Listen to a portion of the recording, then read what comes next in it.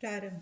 धन्य है श्री साई, जिनका जैसा जीवन था वैसे ही अवर्णनीय गति और क्रियाओं से पूर्ण नित्य के कार्यक्रम भी। कभी तो वे समस्त सांसारिक कार्यों से अल्पित रहकर कर्मकांडी से प्रतीत होते और कभी ब्रह्मानंद और कभी आत्मज्ञान में निमग्न रहा करते थे। कभी वे अनेक कार्य करते हुए भी उनसे असंबंध रहते थे। यद्यपि कभी कभी वे पूर्ण निष्क्रिय प्रतीत होते, तथापि वे आलसी नहीं थे। प्रशांत महासागर के नाई सदैव जागरूक रहकर भी वे गंभीर, प्रशांत और स्थिर दिखाई देते थे। उनकी प्रकृति का वर्णन तो सामर्थ्य से परे है। ये तो सर्वविदित है कि वे बाल ब्रह्मचारी थे। वे सदैव पुरुषों को भ्राता तथा स्त्रियों को माता या बहन सदृश ही समझा करते थे। उनकी संगति द्वारा हमें जिस अनुपम ज्ञान की उपलब्धि हुई है, उसकी विस्मृति मृत्यु पर्यंत न होने पाई, ऐसी उनके श्री चरणों में हमारी विनम्र प्रार्थना है। हम समस्त भूतों में ईश्वर का ही दर्शन करें और नाम स्मरण की रसानुभूति करते हुए हम उनके मोह विनाशक चरणों की अनन्य भाव से सेवा करते रहें। यही हमारी आकांक्षा है। हेमात्मंत ने अपने दृष्टिकोण द्वारा आवश्यकता अनुसार वेदांत का विवरण देकर चावड़ी के समारोह का वर्णन निम्न प्रकार किया है। चावड़ी का समारोह। बाबा के शयनागार का वर्णन पहले ही हो चुका है। वे एक दिन मस्जिद में और दूसरे दिन चावड़ी में विश्राम किया करते थे और यह कार्यक्रम उनके महासमाधि पर्यंत चालू रहा। भक्तों ने चावड़ी के में नियमित रूप से उनका पूजन अर्चन 10 दिसंबर सन 1909 से आरंभ कर दिया था। अब उनके चरणाम्बुजों का ध्यान कर हम चावड़ी के समारोह का वर्णन करेंगे। इतना मनमोहक दृश्य था वह कि देखने वाले ठिठक ठिठक कर रह जाते और अपनी सूद बूद बोल यही आकांक्षा करते रहते थे कि यह दृश्य कभी हमारी आंखों से ओझल न हो। जब चावड़ी में विश्राम करने की उनकी नियमित रात्रि आती तो उस रात्रि को भक्तों का अपार जन समुदाय मस्जिद के सभा मंडप में एकत्रित होकर घंटों तक भजन किया करता था। उस मंडप के एक और सुसज्जित रथ रखा रहता था और दूसरी ओर तुलसी वृंदावन था। सारे रसिक जन सभा मंडप में ताल, चिपलिस, करताल, मृदंग, खंजरी और ढोल आदि नाना प्रकार के वाद्य लेकर भजन करना आरंभ कर देते थे। इन सभी भजनानंदी भक्तों को चुंबक की नाई आकर्षित करने वाले तो श्री साई बाबा ही थे। मस्जिद के आंगन को देखो तो भक्तगण बड़ी उमंगों से नाना प्रकार के मंगल कार्य संपन्न करने में संलग्न थे। कोई तोरण बांधकर दीपक जला रहे थे तो कोई पालकी और रथ का श्रृंगार कर निशानादि हाथों में लिए हुए थे। कहीं कहीं श्री साई बाबा की जय जयकार से आकाश मंडल गुंजित हो रहा था। दीपों के प्रकाश से जगमगाती मस्जिद ऐसा प्रतीत हो रही थी मानो आज मंगलदायिनी दीपावली स्वयं श्रेणी में आकर विराजित हो गई हो। मस्जिद के बाहर दृष्टिपात किया तो द्वार पर श्री साई बाबा का पूर्ण सुसज्जित घोड़ा श्याम सुंदर खड़ा था। श्री साई बाबा अपनी गादी पर शांत मुद्रा में विराजित थे और इसी बीच भक्त मंडली सहित तात्या पाटिल ने आकर उन्हें तैयार होने की सूचना देते हुए उठने में सहायता की।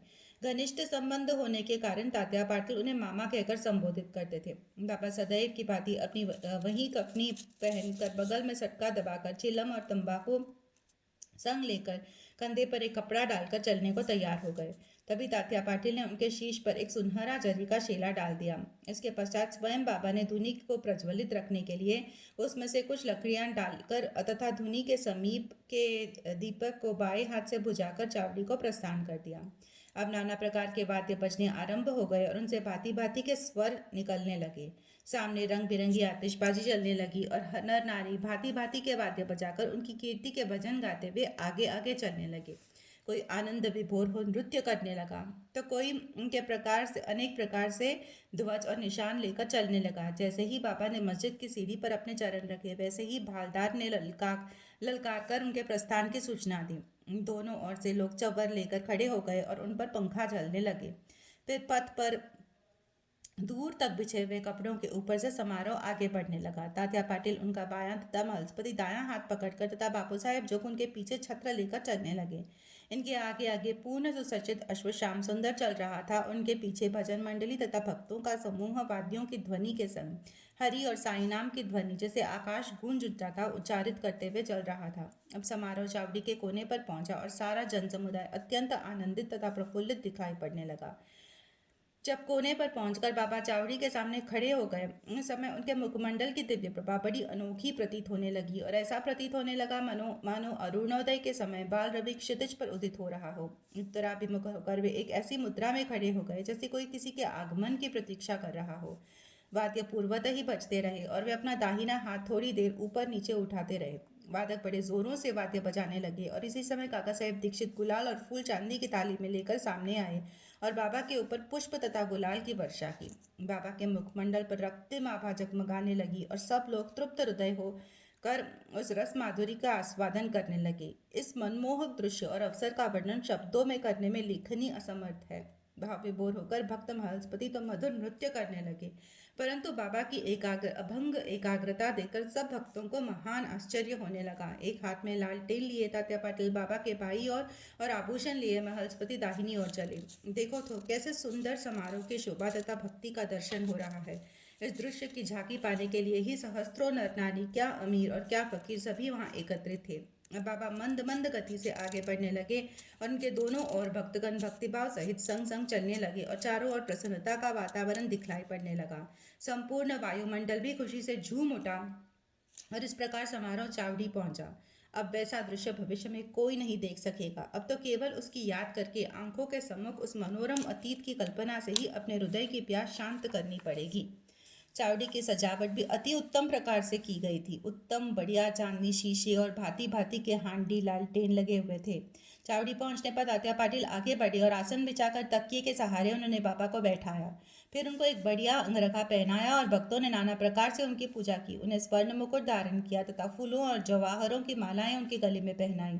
फिर ललाट पर कस्तूरी का वैष्णवी तिलक तथा मध्य में बिंदी लगाकर दीर्घ काल तक उनकी ओर अपलक निहारते रहे। उनके सिर का कपड़ा बदल दिया गया और उसे ऊपर ही उठाए रहे, क्योंकि सभी शंकित थे कि कहीं वे उसे फेंक नहीं दे। परंतु बाबा तो अंतर्यामी थे और ने भक्तों को उनकी इच्छानुसार ही पूजन करने दिया। इन आभूषणों से सुसज्जित होने के उपरांत तो उनकी शोभा अवर्णनीय थी।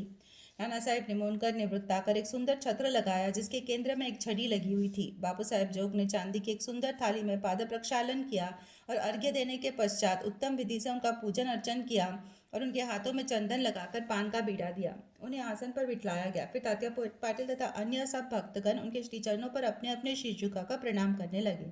जब वे तकिए के सहारे बैठ गए तब भक्तगण दोनों ओर से चौवर और पंखे झलने लगे। श्यामा ने चिल्लम तैयार कर तात्या पाटिल को दी। उन्होंने एक फूंक लगाकर चिल्लम प्रज्वलित की और उसे बाबा को पीने दे दिया। उनके चिल्लम पी लेने के पश्चात फिर वह भगत महलस्पति को तथा बाद में सब भक्तों को दी गई। धन्य है ये निर्जीव चिल्लम, कितना महान तप है उसका, जिसने कुम्हार द्वारा पहले चक्र पर घुमाने, धूप में सुखाने, फिर अग्नि में तपाने जैसे अनेक संस्कार पाए, तब कहीं उसे बाबा के कर स्पर्श तथा चुंबन का सौभाग्य प्राप्त हुआ। जब ये सब कार्य समाप्त हो गया तब भक्तगण ने बाबा को फूलमालाओं से लाद दिया और सुगंधित फूलों के गुलदस्ते उन्हें भेंट किए। बाबा तो वैराग्य के पूर्ण अवतार थे और वे उन हीरे जवाहरात व फूलों के हारों तथा इस प्रकार की सजधज में कब अभिरुचि लेने वाले थे, परंतु भक्तों के सच्चे प्रेमवश ही उनके इच्छानुसार पूजन करने में उन्होंने कोई आपत्ति नहीं की। अंत में मांगलिक स्वर में वाद्य बजने लगे और बापू साहेब जोग ने बाबा की यथाविधि आरती की। आरती समाप्त होने पर भक्तों ने बाबा को प्रणाम किया और उनकी आज्ञा लेकर सब एक एक करके अपने घर लौटने लगे। तब तात्या पाटिल ने उन्हें चिल्लम पिलाकर गुलाब जल, इत्र इत्यादि लगाया और विदा लेते समय एक गुलाब का पुष्प दिया। तभी बाबा प्रेमपूर्वक कहने लगे कि तात्या, मेरी देखभाल भली भांति करना। तुम्हें घर जाना है तो जाओ, परंतु रात्रि में कभी कभी आकर मुझे देख भी जाना। तब स्वीकारात्मक उत्तर देकर तात्या पाटिल चावड़ी से अपने घर चले गए। फिर बाबा ने बहुत सी सुंदर चादरें स्वयं बिछाकर अपना बिस्तर लगाकर विश्राम किया। अब हम भी विश्राम करें और इस अध्याय को समाप्त करते हुए हम पाठकों से प्रार्थना करते हैं कि वे प्रतिदिन शयन से पूर्व श्री साईं बाबा और चावड़ी के समारोह का ध्यान अवश्य कर लिया करें। श्री सद्गुरु साईनाथ तपनमस्तु। शुभम भवतु।